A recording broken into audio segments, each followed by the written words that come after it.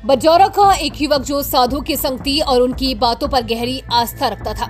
एक दिन फोरलेन पुल के नीचे पैदल जा रहा था, तभी एक साधु ने उसे रोका और एक खास प्रकार की विभूति दी। साधु ने इसे एक चमत्कारी पदार्थ बताते हुए कहा कि मानसिक शांति प्रदान करता है और कठिन परिस्थितियों में सहायक होता है।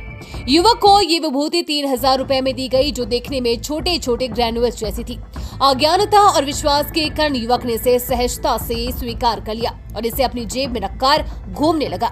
2 महीनों तक उसकी जेब में पड़े रहने से दबाव के कारण ये और बारीक होकर पाउडर जैसा बन गया। युवक को जब भी तनाव या थकान महसूस होती तो वो साधु की सलाह के अनुसार इस विभूति के कुछ दाने चख लेता।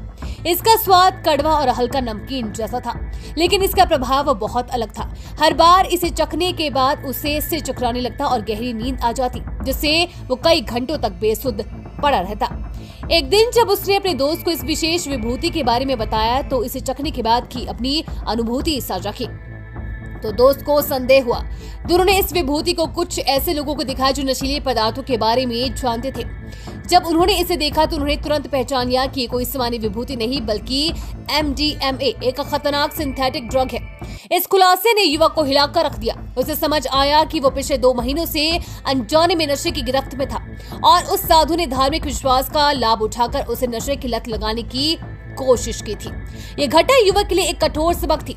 उसने न केवल इस नशीले पदार्थ का सेवन पूरी तरह से बंद कर दिया, बल्कि इस मामले की जानकारी स्थानीय प्रशासन और पुलिस को देने का भी फैसला किया, ताकि अन्य लोग इस तरह की ठगी और नशे के जाल में न फंसे।